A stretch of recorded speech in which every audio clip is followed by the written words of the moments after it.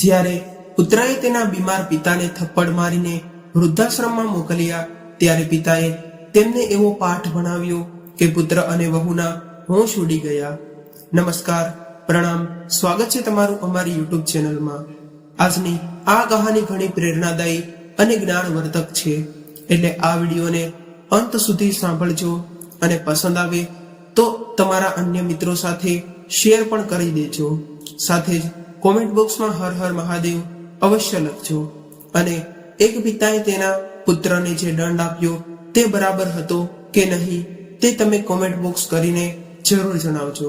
તો ચાલો મિત્રો, શરૂ કરીએ આજની કહાની.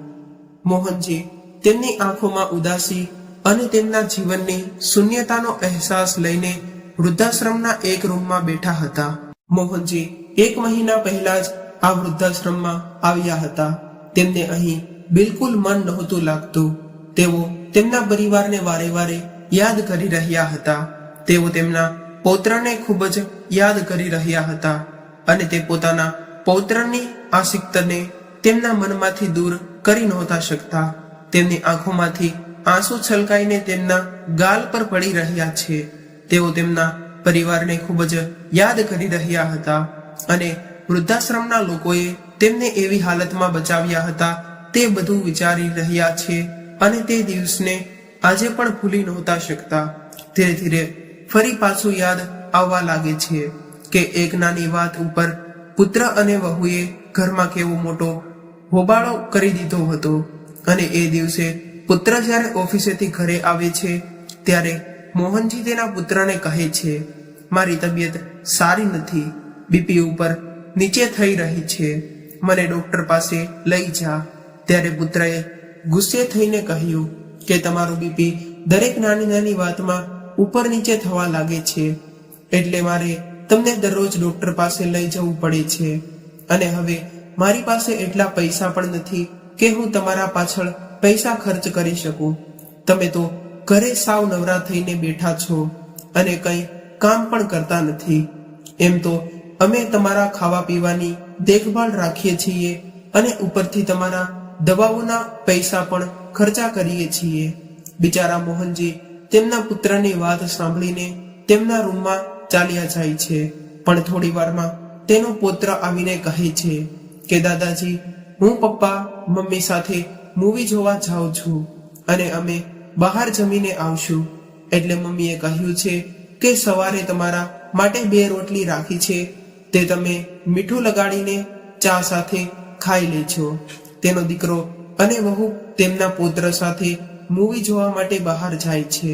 ત્યારે મોહનજીએ વાતથી ખૂબ જ પરેશાન થાય છે કે તેમના માટે પુત્ર પાસે ન તો પૈસા છે કે ન તો સમય છે, પરંતુ પોતાના માટે પૈસા પણ છે અને સમય પણ છે. અને તેને 3 થી 4 કલાકનો સમય ફિલ્મ જોવામાં વિતાવી શકે છે, પણ મને 1 કલાક માટે ડોક્ટર પાસે લઈ જવાનો ટાઈમ તેની પાસે નથી. અને મોહનજી એવું વિચારતા રહે છે અને રાત્રે 12 વાગ્યે તેમનો પુત્ર નયન અને વહુ ઘરે આવે છે. પૌત્ર રસ્તામાં જ સૂઈ ગયો હતો, તેથી નયન તેમના રૂમમાં જાય છે અને તેને સુવડાવી દે છે. ત્યાર પછી મોહનજી તેમના પુત્રને કહે છે કે દીકરા, તે મને કહ્યું હતું કે તારી પાસે સમય નથી, પણ તારી પાસે ફિલ્મ જોવા માટે 4 કલાક છે, પણ તારી પાસે તારા વૃદ્ધ પિતાને ડોક્ટર પાસે લઈ જવાનો સમય નથી. બરાબર ને? મોહનજીએ આટલું જ કહ્યું કે ત્યાં જ તેના પુત્ર નયને તેના પિતાને ગાલ પર 2 થપ્પડ મારી દીધી. તમારી હિંમત કેવી રીતે થઈ મારા જીવનમાં દખલઅંદાજી કરવાની? હું પૈસા કમાઉં છું અને મારા જ પૈસા ખર્ચું છું. તમારી જેમ ઘરમાં બેઠા બેઠા મફતની રોટલીઓ નથી તોડતો અને મારી પણ હુકમ ચલાવવાની કોશિશ પણ ન કરતા. ચૂપચાપ એક ખૂણામાં શાંતિથી પડ્યા રહો, નહીં તો હું તમને આ ઘરની બહાર કાઢી મૂકીશ. પિતાનું આટલું અપમાન કર્યા પછી નયન તેના રૂમમાં સૂવા માટે ચાલ્યો ગયો અને તેના પુત્ર દ્વારા અપમાનિત થઈને મોહનજીને આંચકો લાગી જાય છે અને તેઓ અંદરથી સાવ ભાંગી પડે છે.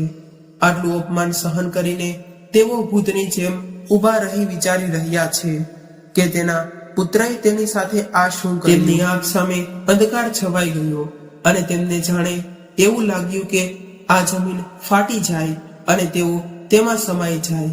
ત્યારે મોહનજી તેના પુત્રને કરેલા અપમાનને સહન કરી શક્યા નથી અને તે જ રાત્રે તેઓ 2 ધાબળા અને 1 ચટાઈ લઈને ઘરની બહાર નીકળી જાય છે કે હવે ખૂબ થયું, હું હવે આ ઘરમાં રહી નથી શકતો, કેમ કે દીકરાએ તો બધી હદ વટાવી દીધી છે. એકવાર તેણે હાથ ઉપાડ્યો છે તો હવે વારંવાર તે આ કરવાની આદત પડી જશે. હું હવે આ ઘર છોડી દઉં એ જ સારું છે અને હવે આ ઘરમાં રહેવું એ મારા માટે ઠીક પણ નથી. હવે આવું અપમાન સહન નહીં થાય. અને તેઓ તેમની અશક્ય ચીજ વસ્તુઓ લઈને ઘરમાંથી નીકળી જાય છે અને કડકડતી શિયાળાની ઠંડીમાં રસ્તાના કિનારે બનેલી બેન્ચ પર 4 દિવસ વિતાવે છે. એ જ ધાબળા અને ચટાઈ પાથરીને તેઓ રાત્રે સૂઈ જાય છે. તેમની પાસે થોડા પૈસા હતા, તેનાથી તેઓ કંઈક ખાવાનું ખરીદીને પોતાનું પેટ ભરી લેતા અને 4 દિવસમાં પુત્ર કે વહુએ એક વખત પણ તેમને શોધવાનો પ્રયાસ નહોતો કર્યો. તેમની પાસે તો ફોન પણ હતો, પરંતુ પુત્ર કે વહુએ બંનેમાંથી કોઈએ તેમને ફોન કરવાનું પણ જરૂર ન સમજ્યું કે પોતાના પિતાને એક વખત પણ ફોન કરીને પૂછી લે કે તમે છેલ્લા 4 દિવસથી ક્યાં છો. પણ પુત્ર અને વહુ પોતે જ ઈચ્છતા હતા કે તેઓ આ ઘર છોડીને ચાલ્યા જાય, કેમ કે તેઓ મફતના રોટલા તોડતા હતા અને આમ પણ ઘરે બેઠેલા વૃદ્ધ પિતા પુત્ર માટે બોજો લાગે છે. અને જો પિતા કમાવું હોય તો પછી દીકરા તેમને ઘરે જ રાખે છે. પણ જો વૃદ્ધાવસ્થામાં પિતા પાસે પૈસા ન હોય તો પુત્રને તેના પિતાને રાખવા અને 2 સમયનું ભોજન આપવું એ પણ બોજ જેવું લાગે છે. મોહનજીની તબિયત પહેલેથી સારી ન હતી. તેમનું બીપી સતત ઉપર નીચે થતું રહેતું હતું અને તેમને બ્લડ શુગરની સમસ્યા પણ હતી. તેઓ 4 દિવસથી બરાબર ખાતા પીતા પણ ન હતા. તેમની તબિયત ખૂબ જ ખરાબ થવા લાગી હતી. એક વખત તેઓ બેહોશ થઈને રસ્તાના કિનારે પડ્યા ગયા. ત્યારે અચાનક વૃદ્ધાશ્રમના લોકોની નજર તેમના પર પડી અને તેઓ મોહનજીને તેમના વૃદ્ધાશ્રમમાં લઈ ગયા. ત્યારે મોહનજીની હાલત એટલી ખરાબ હતી કે વૃદ્ધાશ્રમના લોકોએ તેમને 2 દિવસ હોસ્પિટલમાં દાખલ કર્યા હતા. ત્યારબાદ તેમની તબિયતમાં થોડો સુધારો થયો હતો. વૃદ્ધાશ્રમના લોકોએ તેમની ખૂબ જ કાળજી લીધી એટલે તેઓ જલ્દી સ્વસ્થ થઈ ગયા. હવે ધીમે ધીમે મોહનજીએ વૃદ્ધાશ્રમની અલગ અલગ પ્રવૃત્તિઓમાં ભાગ લેવાનું શરૂ કરી દીધું. વહેલી સવારે ચાલવા જવાનું શરૂ કર્યું અને તેમણે વૃદ્ધાશ્રમમાં કેટલાય મિત્રો પણ બનાવ્યા. તે લોકો પણ તેમના જેવા જ હતા. પછી સવારે બધા વૃદ્ધ લોકો સાથે યોગા કરતા હતા. બધા એક સાથે ચા નાસ્તો પણ કરતા હતા અને પોતપોતાની વાતો સંભળાવતા હતા. શરૂઆતમાં મોહનજીને વૃદ્ધાશ્રમમાં રહેવું ગમતું ન હતું. ત્યાં બધું સૂન લાગતું હતું. તેઓને તેમના ઘરની ખૂબ જ યાદ આવતી હતી, કેમ કે તેમણે પોતાનું આખું જીવન ત્યાં વિતાવ્યું હતું અને તે ઘર તેમને પોતાની મહેનતની કમાણીથી પણ બનાવ્યું હતું. પરંતુ આજે તેના પુત્રએ તે ઘરમાં એક રોટલી માટે તરસાવી દીધા હતા અને તેમના પુત્રએ પિતા સાથે દુર્વ્યવહાર કર્યો હતો. પણ હવે ધીરે ધીરે તેમને વૃદ્ધાશ્રમમાં ગમવા લાગ્યું અને તેમને વૃદ્ધાશ્રમમાં ગમવા લાગ્યું હતું અને બધાની વાતો સાંભળીને તેમને એ સમજાઈ ગયું કે ગડપણમાં કેવી રીતે જીવવું જોઈએ, બેંક બેલેન્સને કેવી રીતે મેનેજ કરવી જોઈએ. એકવાર મોહનજી તેમના મિત્ર સુખારામજી સાથે ગાર્ડનના પાર્કમાં બેઠા હતા. ત્યારે સુખારામજીએ મોહનજીને પૂછ્યું, મિત્ર, તમે પહેલા શું કરતા હતા અને તમારી પત્ની ક્યાં છે? તો તેમણે કહ્યું કે હું એક સ્કૂલનો ટીચર હતો અને હું એક પ્રાઇવેટ સ્કૂલમાં ભણાવતો હતો. મારી પત્ની 20 વર્ષ પહેલા જ મને છોડીને ભગવાન પાસે ચાલી ગઈ છે અને મારે માત્ર એક જ પુત્ર છે જેનું નામ નયન છે. મેં માતા વગરના મારા પુત્રને ખૂબ જ સારી રીતે ઉછેર્યો છે અને ક્યારેય કોઈ પણ ચીજ વસ્તુ માટે તેની માતાની ગેરહાજરીનો અહેસાસ થવા નથી દીધો. તેને સારી રીતે ભણાવવા માટે મેં સખત મહેનત કરી છે અને મેં તેના માટે વધારે કમાણી પણ કરી હતી. પ્રાઇવેટ સ્કૂલની સાથે સાથે હું બાળકોનું ટ્યુશન પણ કરાવતો હતો, જેથી હું થોડા વધારે પૈસા પણ કમાઈ શકતો હતો, જેથી મારા પુત્રના ભણતર પાછળ ખર્ચી શકું. હું ઈચ્છતો હતો કે મારો પુત્ર ભણી ગણીને એક મોટો માણસ બને અને તેને એક સારી નોકરી મળે, તો હું મારું ગડપણ પણ સુધારી જાય અને પછી હું મારા પુત્ર, વહુ અને પૌત્ર સાથે સારી રીતે જીવન પસાર કરી લઈશ. પણ મારી પત્ની અને મારા જીવનની શરૂઆતમાં જ મને છોડીને તે મૃત્યુ પામી ગઈ હતી અને મેં મારું આખું જીવન એકલા વિતાવ્યું હતું. એટલે વિચાર્યું હતું કે મારો પુત્ર મોટો થશે એટલે મારા ઘરમાં વહુ આવશે, મારા પૌત્ર થશે, તો મારું ઘર ફરી ભર્યું ભર્યું રહેશે અને પછી કમસે કમ મારું ગડપણ તો સારી રીતે વીતશે. આ બધી ઈચ્છતા માટે મેં મારા દીકરાને ભણાવ્યો ગણાવ્યો. પછી મારો દીકરો પણ મારી જગ્યાએ નોકરી કરવા લાગ્યો, એટલે મારા ઘરમાં વહુ આવશે અને મારા પૌત્ર થશે, તો મારું ઘર ફરી હર્યું ભર્યું બની જશે અને પછી કમસે કમ મારું ગડપણ તો સારી રીતે વિતાવશે. આ બધી ઈચ્છા સાથે મેં મારા દીકરાને ભણાવ્યો ગણાવ્યો. પછી મારો દીકરો પણ સારી જગ્યાએ નોકરી પર કરવા લાગ્યો. પછી તેના લગ્ન થયા અને ઘરમાં એક પુત્ર વધુ પણ આવ્યા. પરંતુ મારી તબિયત થોડી ખરાબ રહેવા લાગી, તેથી મેં મારી સ્કૂલની નોકરી છોડી દીધી અને બાળકોને ટ્યુશન આપવાનું પણ બંધ કર્યું. પણ મને સુગર અને બીપીની સમસ્યા હતી. મેં વિચાર્યું કે ચાલો સારું, હવે તો મારો પુત્ર કમાવા લાગ્યો છે, મેં આખી જિંદગી કમાણી કરી છે જે મેં મારા દીકરા પર લગાડી દીધી છે, તો હવે મારો દીકરો મારી વૃદ્ધાવસ્થામાં મને સારી રીતે તો સાચવશે ને. પણ જેમ જેમ મેં કમાવાનું બંધ કર્યું તો હવે મારા પુત્ર અને વહુનું વર્તન પણ બદલાવા લાગ્યું છે. 6 મહિના પછી ઘરની દરેક નાની મોટી વાત પર કલેશ થવા લાગ્યો. પૈસા માટે ઘરમાં ઝઘડાઓ થવા લાગ્યા હતા અને હું જ્યારે મારા પુત્ર અને પુત્ર વહુ પાસે મારી દવાઓ માટે પૈસા માંગતો હતો તો તેઓ મારી સાથે ઝઘડો કરવા લાગતા હતા અને કહેતા હતા કે તેઓ આ ઘરમાં બોજ બનીને બેઠા છે અને કોઈ કામ નથી કરતા. કંઈ તો કરો, તમે હજુ એટલા બુઢા પણ નથી થઈ ગયા કે તમે હાથ પગ જોડીને ઘરે બેઠા રહો. જાઓ, પૈસા કમાવો અને ઘરમાં લાવીને આપો. તેવો તો હું વૃદ્ધ થઈ ગયો હતો અને મારી તબિયત પણ સારી નહોતી રહેતી અને મારો પુત્ર મારી દવાઓ પણ સમયસર લઈ નહોતો આપતો. મારાથી મારું કામ પણ નહોતું થતું. મારી બીપી ઉપર નીચે થતી હતી અને મારા હાથ પગ પણ ધ્રુજવા લાગતા હતા.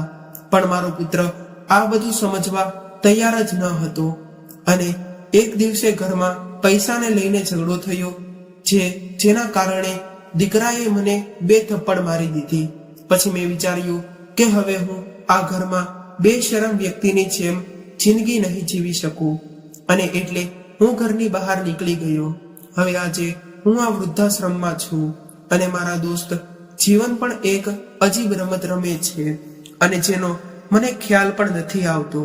પહેલા તો મારી પત્નીને ભગવાને એમની પોતાની પાસે બોલાવી લીધી અને હવે હું વૃદ્ધાશ્રમમાં મારી બાકીની જિંદગી વિતાવી રહ્યો છું.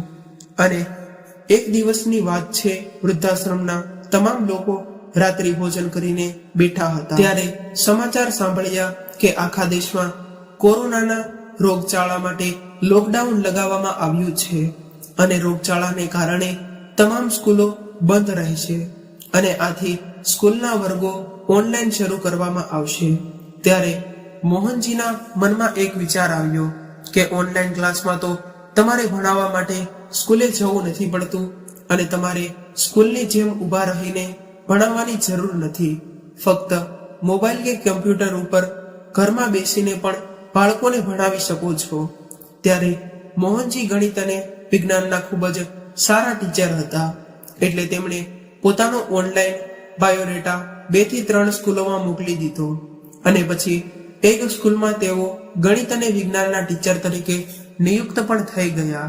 હવે તેઓ ઓનલાઈન અભ્યાસની હર મહિને સારી એવી કમાણી કરતા લાગ્યા. હવે તેઓ ઓનલાઈન અભ્યાસથી દર મહિને સારી એવી કમાણી કરવા લાગ્યા હતા. તેઓ સવારે 8 થી બપોરના 12 વાગ્યા સુધી પોતાના ફોનથી ઓનલાઈનમાં બાળકોને ભણાવતા હતા. હવે તેઓ દર મહિને 25,000 રૂપિયા કમાવા લાગ્યા અને પોતાનો તમામ ખર્ચ પોતે જ ઉઠાવવા લાગ્યા અને થોડા પૈસા તેમણે વૃદ્ધાશ્રમને દાન આપવામાં શરૂ કર્યું, તેથી અન્ય લોકોને પણ મદદ કરી શકે. કેમ કે હવે વૃદ્ધાવસ્થામાં તેમને પૈસાની કેટલી જરૂર ન હતી કે તેઓ પોતાના પર પૈસા ખર્ચી દે. પણ એક દિવસ એવો આવ્યો કે આ વાત તેના પુત્ર અને વહુને ખબર પડી કે તેમના પિતાએ ફરીથી પૈસા કમાવાનું શરૂ કર્યું છે અને તેમણે ફરીથી બાળકોને શીખવાડવાનું શરૂ કર્યું છે અને તેઓ આટલા પૈસા ક્યાં ખર્ચતા હશે એવું વિચારીને તેઓ બંને પોતાના પિતાને કોઈ પણ રીતે શોધી કાઢ્યા. અને મોહનજીનો 1 અઠવાડિયા પછી જન્મદિવસ આવવાનો હતો, તેથી જન્મદિવસની તારીખે બંને પુત્ર અને વહુ મોહનજી માટે કેક લઈને વૃદ્ધાશ્રમમાં પહોંચી ગયા અને કહ્યું કે પિતાજી, તમને 65 વર્ષમાં જન્મદિવસની ખૂબ ખૂબ શુભેચ્છાઓ. આજે તમે 65 વર્ષના થઈ ગયા છો. તમારો પુત્ર તમને ખૂબ જ યાદ કરે છે અને હવે તમે ઘરે પાછા આવો. તમે વૃદ્ધાશ્રમમાં ઘણું રહી લીધું, હવે તમારા પુત્ર વહુના ઘરે ચાલો. અમે તમને લેવા આવ્યા છીએ અને અમે તમને ત્યાં જ રાખીશું. ત્યારે મોહનજી તેમના પુત્ર અને વહુની વાત ચૂપચાપ સાંભળતા રહ્યા હતા અને તેઓ કંઈ ન બોલ્યા. એટલે પુત્રએ ફરીથી કહ્યું, ચાલો અમારી સાથે, અમે તમને લેવા આવ્યા છીએ. પરંતુ મોહનજી તેમના પુત્ર અને વહુની સાથે જવાની સ્પષ્ટ ના કરી દે છે. પુત્ર અને વહુ નિરાશ થઈને ઘરે પાછા ફરી ગયા. આ વાતના 6 મહિના પછી જ તે કોરોનાને કારણે પોતાના પુત્ર નયનની નોકરી છૂટી જાય છે અને હવે ઘરમાં ખર્ચાના લાલા પડવા લાગ્યા હતા.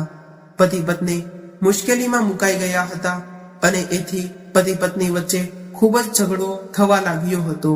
જે પણ બચતના પૈસા રાખ્યા હતા તે પણ 2 થી 3 મહિનામાં ખર્ચાઈ ગયા અને આ બાજુ નયનને પણ નોકરી જલ્દી નથી મળી. એટલે વહુ અને પુત્ર ફરી દોડીને તેમના પપ્પા પાસે જાય છે અને તેમની પાસે રડતા રડતા કહે છે કે પપ્પા, મારી નોકરી પણ ચાલી ગઈ છે અને અત્યારે ઘરમાં ઘણો ખર્ચો પણ વધી ગયો છે. હવે મારી પાસે બિલકુલ પૈસા નથી. મેં મારા પુત્રની સ્કૂલની ફી નથી ભરી, ખાવા પીવા પાછળ ખર્ચ કરવો પડે છે. હવે તમે પૈસા કમાવ છો તો કમસે કમ તમે તો અમને પૈસા આપો. જો તમે નહીં આપો તો અમને કોણ આપશે? અમે તમારા બાળકો છીએ. શું કોઈ તેમના બાળકો સાથે આવું વર્તન કરે છે કે જ્યારે તમારા બાળકો પરેશાન છે, ઘરે ઘરે ભટકી રહ્યા છે અને તમારે તમારા જ પૈસા બાળકોને આપવાને બદલે આ વૃદ્ધાશ્રમમાં આપી રહ્યા છો? તો તમે આવા કેવા પિતા છો કે તમને સહેજ પણ દયા નથી આવતી? આવી તમારા પર, તમારા પુત્ર અને વહુ ઉપર અને આવી પુત્રની વાત સાંભળીને મોહનજી ખુરશી પરથી ઊભા થઈ જાય છે અને ત્યાં વૃદ્ધાશ્રમના તમામ લોકો પણ બેઠા હોય છે. ત્યારે મોહનજી તેમની ખુરશી પરથી ઊભા થાય છે અને તેમના પુત્રની નજીક જઈને જોરથી 2 વાર થપ્પડ મારી દે છે અને કહે છે, નયન દીકરા, આજે આટલા મહિનાઓ પછી તને યાદ આવી રહ્યું છે કે તારો પણ કોઈ પિતા છે અને તારા બાપની તારા પ્રત્યે કોઈ ફરજ પણ છે.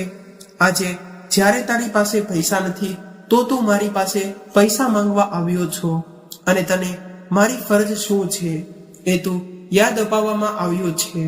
અરે તું તારી ફરજને યાદ કર. જ્યારે તે દિવસે તે મને ડોક્ટર પાસે લઈ જવાની ના પાડી દીધી હતી ત્યારે તારી ફરજ ક્યાં ગઈ હતી? અરે તે એક બાપનું જેટલું અપમાન કર્યું છે ને એટલું તો કોઈએ નહીં કર્યું હોય. એટલી બધી ઈચ્છાઓ સાથે મેં તારી આખી જિંદગી તને પાળ્યો હતો. મારી બધી જ કમાણી તારી પાછળ ખર્ચી દીધી હતી, પણ તે મારી સાથે શું કર્યું? તે મારા ઘરમાંથી મને થપ્પડ મારીને ઘરની બહાર નીકાળી દીધો. તે મને ઘર છોડીને જવા માટે મજબૂર કરી નાખ્યો અને આજે જ્યારે તારી નોકરી ચાલી ગઈ છે અને તારી પાસે પૈસા નથી તો તું મને જ કહે છે કે મારા બાળકોની કોઈ સંભાળ રાખી એ મારી ફરજ છે. શું બાળકોની ફરજ નથી કે તેઓ તેમના વૃદ્ધ માતા પિતાની સંભાળ રાખે, તેના વૃદ્ધ માતા પિતાની સેવા કરે અને તેમના વૃદ્ધાવસ્થામાં તેમના માટે દવા લઈ આપે? આવ્યો બહુ મોટો મને જ્ઞાન દેવા વાળો. હમણાં જ આ વૃદ્ધાશ્રમમાંથી ચાલ્યો જા, નહીં તો અત્યારે જ પોલીસને બોલાવીશ અને પોતાના પિતા પર હુમલો કરવાનો કેસ કરી દઈશ.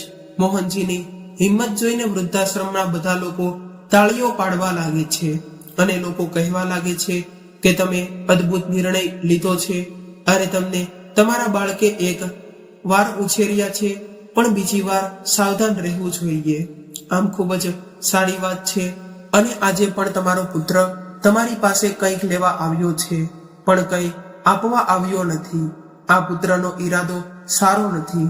પછી વૃદ્ધાશ્રમના સંચાલક પણ ત્યાં આવી જાય છે અને તેઓ નયનને કહે છે કે બેટા, તું અત્યારે આ જગ્યા છોડી દે અને કોઈની સાથે જોર જબરદસ્તી કરવાની કોશિશ ન કર, નહીતર અમે તને કાયદાની ભાષામાં સમજાવીશું. ત્યારે પુત્ર અને વહુ બંને બેઆબરૂ થઈને વૃદ્ધાશ્રમમાંથી નીકળી જાય છે અને મોહનજી પોતાનું આખું જીવન વૃદ્ધાશ્રમમાં આરામથી વિતાવવાનું નક્કી કરે છે અને તેમની કમાણી પણ વૃદ્ધાશ્રમમાં આપે છે. તો મિત્રો, એક સ્વાભિમાની પિતાનો આવો સાહસિક નિર્ણય તમને કેવો લાગ્યો? અને જો તમે તેમની જગ્યાએ હોત તો તમે શું કરત? તે આજની યુવા પેઢીને જાગૃત કરવાનો આ કદાચ શ્રેષ્ઠ માર્ગ છે અને આવી વાર્તાઓ દ્વારા જ આપણી ભાવિ પેઢી જાગૃત થઈ શકે છે. અને જો આ વાર્તા તમને પસંદ આવી હોય તો કોમેન્ટ બોક્સ કરીને જરૂર જણાવજો અને સાથે સાથે કોમેન્ટ બોક્સમાં હર હર મહાદેવ અવશ્ય લખજો. અને જો નવા મિત્રો હોય તો અમારી ચેનલને સબસ્ક્રાઇબ કરવાનું ભૂલશો નહીં. ફરી એક નવા વિડીયો સાથે મળીશું. ત્યાં સુધી સૌને મારા જય શ્રી કૃષ્ણ. હર હર મહાદેવ.